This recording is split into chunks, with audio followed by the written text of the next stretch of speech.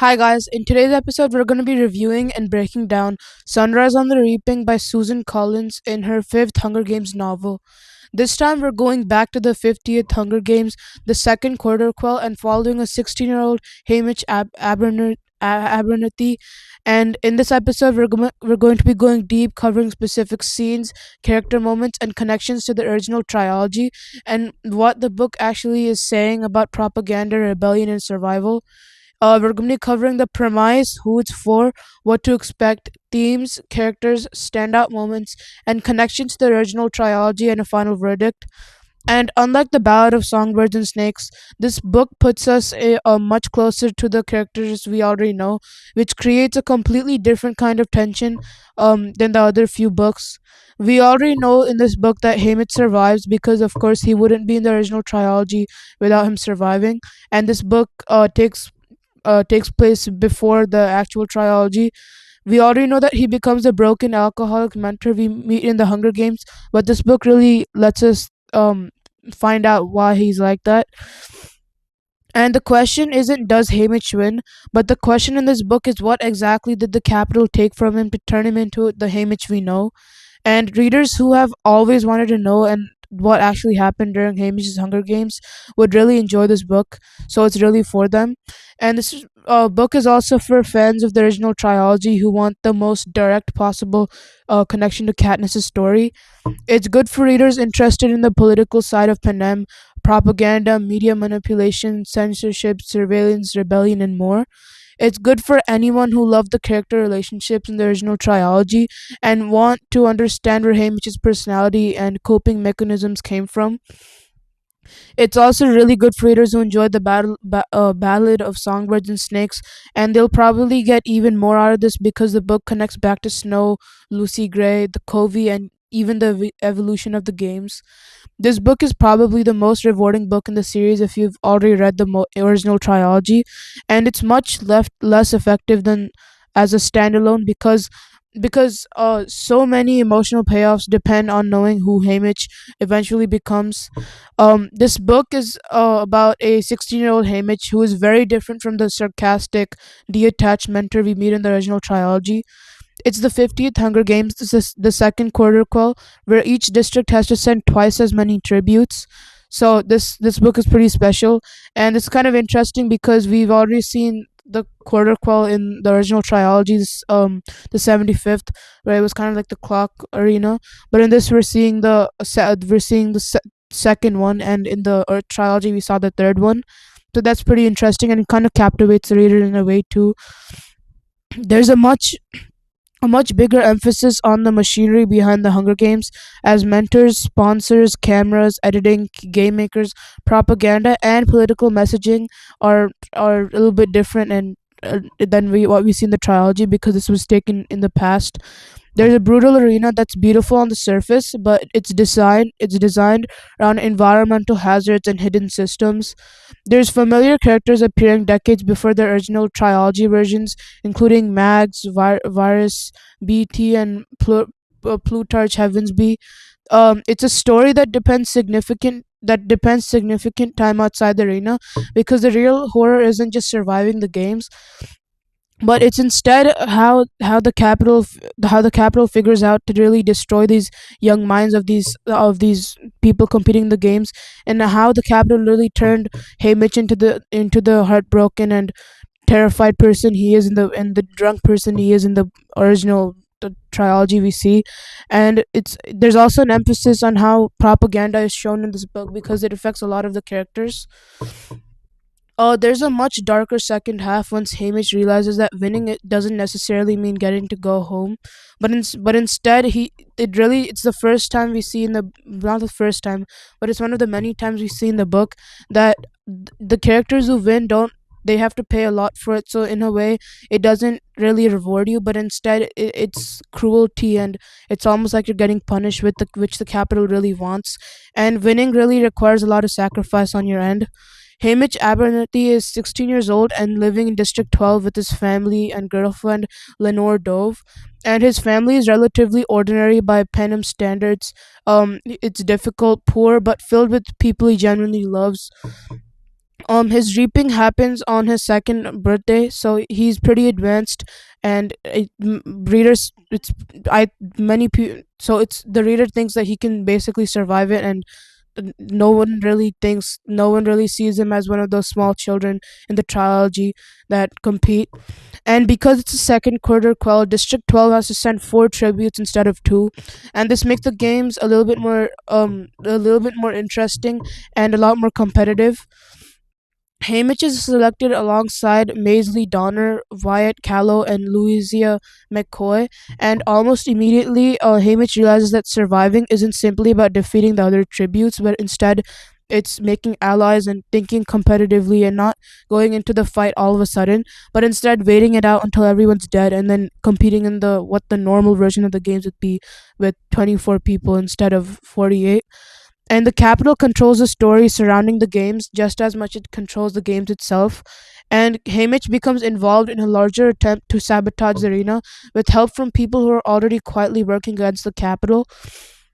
However, the tragedy is that Hamish starts the story fighting to get back to the people he loves, and by the end, survival itself becomes the thing that destroys his connection to them. Hamish's personality before the trauma, seeing him as a funny, reckless, intelligent teenager rather than just the alcoholic mentor, is probably the biggest character payoff. And the reaping on his birthday, the cruelty of the capital turning what should be a celebration into the moment his life is destroyed. Then comes Louisia's death during the tribute parade, one of the earliest reminders that the capital doesn't even need the games to kill someone. Then another one of those highlights are Hamish carrying Louisia's body, and it's a huge character defining act because he refuses to let the capital completely control how her death is presented.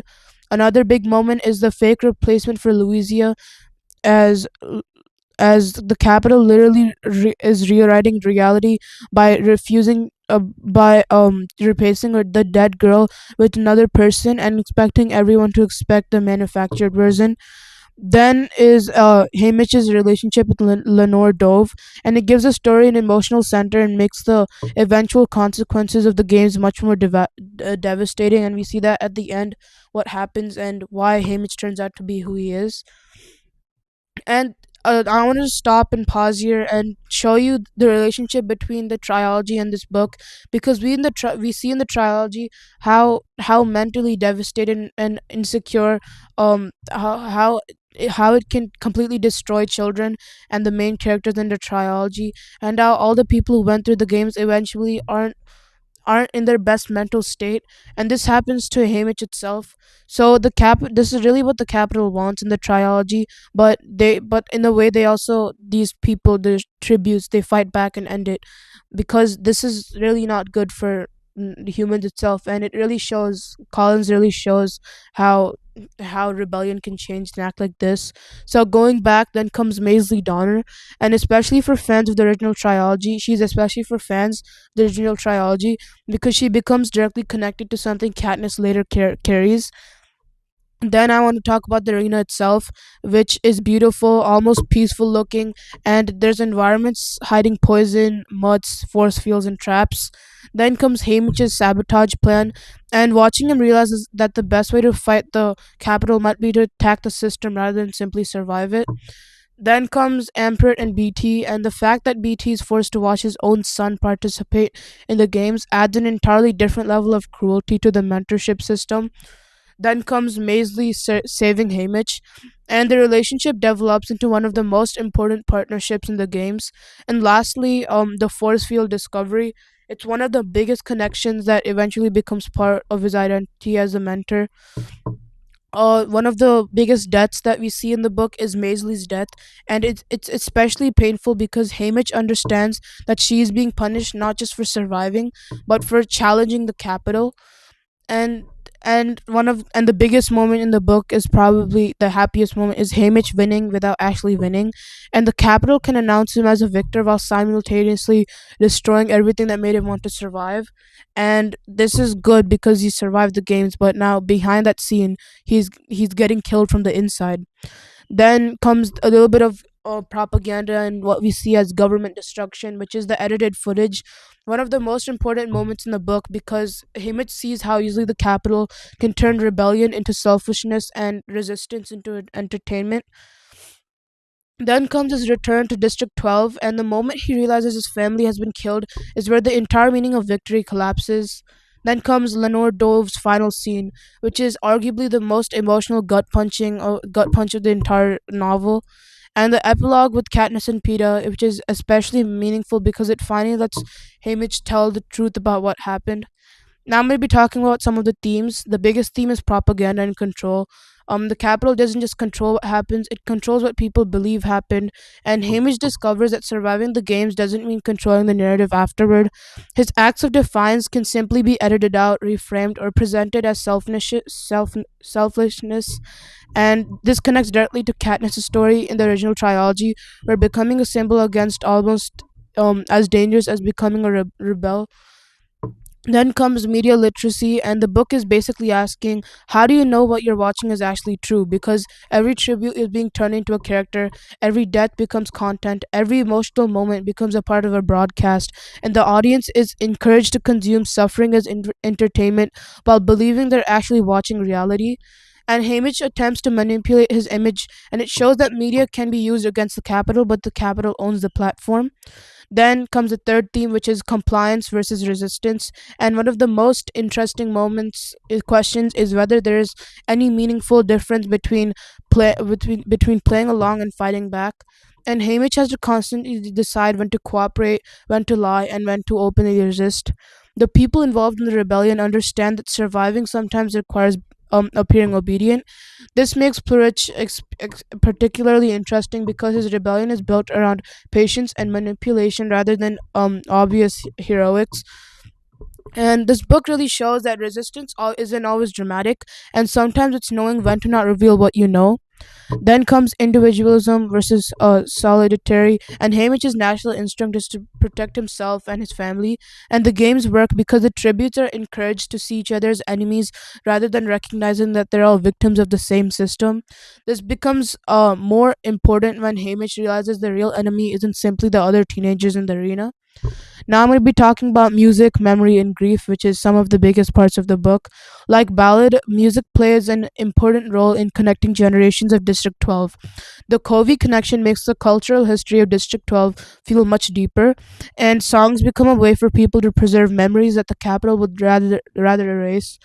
Hamish's relationship with Lenore Dove also makes music and memory inseparable from grief, and by the end, the things Hamish remembers are also the things he has lost. Then comes the cost of survival. This might be the book's most devastating idea. Hamish doesn't enter the games because he wants glory. He wants to go home, he wants his family, he wants Leonard Dove, and he wants his ordinary life back. And the tragedy is that the capital makes these things impossible even after he wins, which is unfair and that's what they promised. But after all, it's cruelty that they want. His victory isn't the end of the story, it's the beginning of the trauma we recognize in the original trilogy. Now I'm going to be covering a little bit about the characters. There's Hamish Abernathy, easily the emotional center of the novel, much more energetic, funny, reckless, and much more, I would say, less crazy than we see in the trilogy. He enters the game trying to get home, but he leaves them having learned that everyone he loves can be used against him. This completely reframes his alcoholism and emotional distance in the original trilogy, and what looks like the laziness or synthesis suddenly reads as a survival strategy. Then comes Lenore Dove Baird, and she's connected to Lucy in the Ballad of Songbirds and Snakes, and she is Hamish's girlfriend and one of the most emotional anchors of his life before the games. Her connection to the Covey creates another bridge between this book and the earlier prequel. She represents the life Hamish actually wants, not fame, not power, not rebellion, just a future with someone he loves. Her fate makes the capital revenge feel much more personal, and she helps explain why Hamish is becomes so determined to keep people at a distance later on in life because of trust issues he has and how she dies. Then there's the side characters who bring intelligence and kindness and also a little bit of help in rebellion. and they also show patience and help him along the way, like his family and friends and the people he competed with. And in this book there's a lot more people that we see coming on, even in the original trilogy, like Mags, who turns old and she dies unfortunately. And it's really cool because she wasn't catching fire, and when she's younger it gives in perspective to us on what she actually was. And then there's Virus and BT, who show the trauma before who they are. Then comes Corliss Snow, and unlike Ballad, Snow isn't the main character here, but his presence is arguably more terrifying because we already know exactly what he becomes. Haymitch isn't exactly fighting the Hunger Games; he's fighting a system that Snow has spent decades perfecting since the Battle of Songbirds and Snakes, where we saw his backstory. Snow's revenge against Haymitch demonstrates the fundamental difference between them, as Haymitch wants freedom, Snow wants control, and Snow understands that killing someone's loved ones can be more effective than killing the rebellion itself because it kills them from the inside. Now we're going to be talking about connections to the original trilogy, the moment you guys have been waiting for. The first one is Maisley's Mockingjay pin, as it's one of the biggest direct connection to Katniss. Then comes Haymitch's nickname for Katniss, and it certainly carries a much more emotional meaning. And we see Katniss's father becomes an important part of Haymitch's history, as the connection between the Everdeen family and the Covey adds another layer to District 12's musical history. The Force Field explains one of Haymitch's most important experiences in the arena, and we saw that in the trilogy where Katniss and Peeta try to figure out what he did with the Force Field, because we know he did something with that, but we really dive deep in this book about what actually happened. And Mags and Vars become more emotionally complicated after seeing them decades earlier, and BT's technological knowledge adds additional content. And and then we're going to be talking about the writing style. It's still recognizably Susan Collins, direct, tense, and extremely focused on consequences. There's much more tightly connected to the original trilogy than Ballads. The book balances intimate character scenes and more.